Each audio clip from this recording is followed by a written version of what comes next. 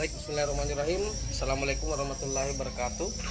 Alhamdulillah, pagi hari ini kita masih diberikan kesehatan untuk tetap menjalankan rutinitas aktivitas sehari-hari kita. Semoga apa yang kita lakukan pada pagi hari ini senantiasa mendapatkan berkah dan inayah dari Allah Subhanahu wa taala. Teman-teman sekalian, hari ini saya ingin mencoba membagikan sebuah kisah, cerita yang menginspirasi kita semua untuk dalam hal menjalankan aktivitas sehari-hari. Tapi sebelum saya menyampaikan cerita itu, saya terlebih dahulu ingin melihat bahwa kenapa cerita ini menarik. Karena hiruk-pikuk pilkada, baik pemilihan gubernur Provinsi Sulawesi Selatan maupun pemilihan kepala daerah Bupati Kabupaten Bone itu sangat masif didiskusikan baik di media cetak, elektronik maupun media sosial yang senantiasa hari-hari ini terus mengalami pembicaraan yang sangat intens di media sosial, sehingga pun pada sampai detik ini di Kabupaten Bone belum kelihatan jelas rekomendasi partai politik, karena perlu saya informasikan bahwa untuk mengusulkan calon kepala daerah itu harus memenuhi syarat keterpenuhan kursi di parlemen, di DPRD. Kalau misalnya kabupaten di DPRD kabupaten, kalau provinsi DPRD provinsi. Untuk di Bone itu memenuhi syarat keterpenuhan kursi parlemen itu harus sampai 9 kursi. Sementara partai politik di Kabupaten Bone ini belum ada yang secara sendiri-sendiri bisa mengusul kepala daerah. Dia harus berkoalisi.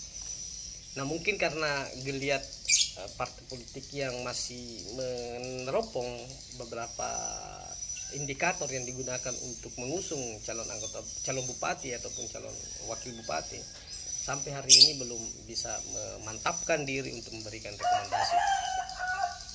Sekalipun demikian, beberapa flyer sudah berseliweran, beberapa baliho, spanduk, banner sudah berseliweran terkait dengan kesiapan beberapa tokoh di Kabupaten Bone yang siap untuk bertarung.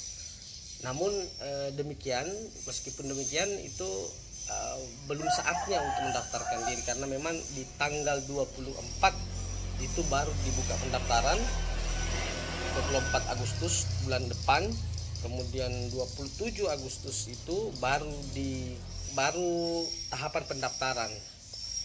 Setelah tanggal 27 kemudian September nanti tanggal 22 baru ditetapkan, 25 itu kampanye, kemudian 27 pelaksanaan pemungutan penghitungan suara. Terlepas daripada soal hiruk pikuk itu, siapa yang akan menjadi calon, kemudian bagaimana kriteria calon, indikator apa yang digunakan masyarakat untuk memilih, kita lepaskan dulu itu. Saya terinspirasi dari sebuah cerita tentang seorang murid yang bertanya kepada gurunya. Ketika murid itu bertanya kepada gurunya, sang guru, apa yang disebut dengan cinta sejati? Menjawablah sang guru, arti cinta sejati. Akhirnya dimintalah kepada murid ini untuk berjalan di tengah perkebunan yang isinya penuh dengan bunga yang indah. Sebutlah kita bunga mawar yang indah.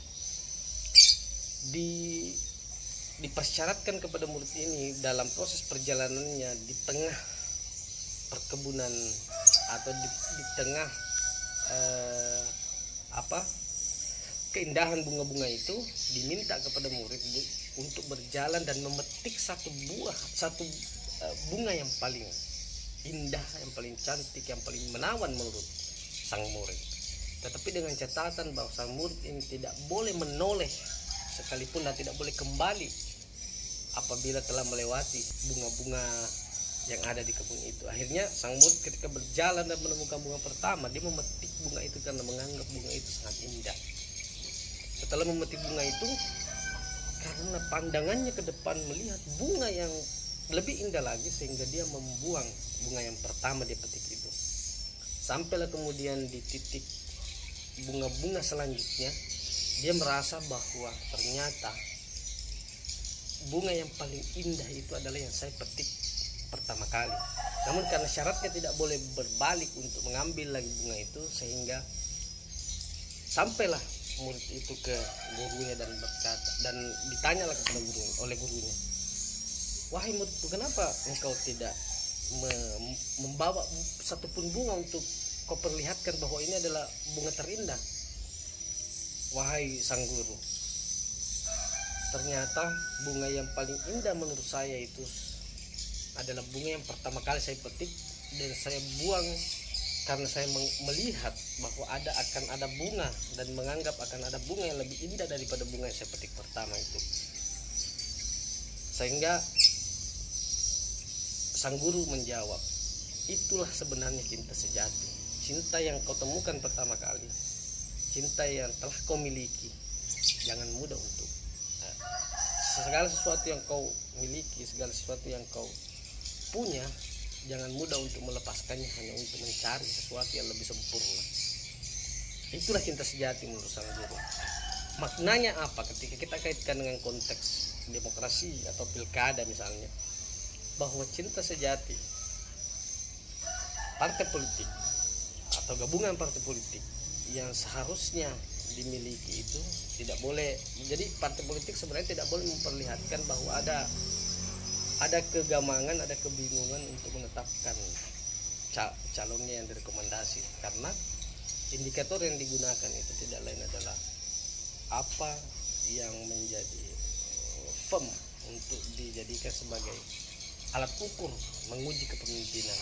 Karena partai politik ini punya kaderisasi untuk menentukan siapa pemimpinnya yang baik, bagaimana kemudian dia memiliki pandangan terhadap sosok orang yang bisa dijadikan pemimpin, terlepas daripada dia kader atau bukan. Yang pasti partai politik harus menentukan betul-betul siapa yang akan menjadi pemimpin di daerah, menjadi wakil masyarakat.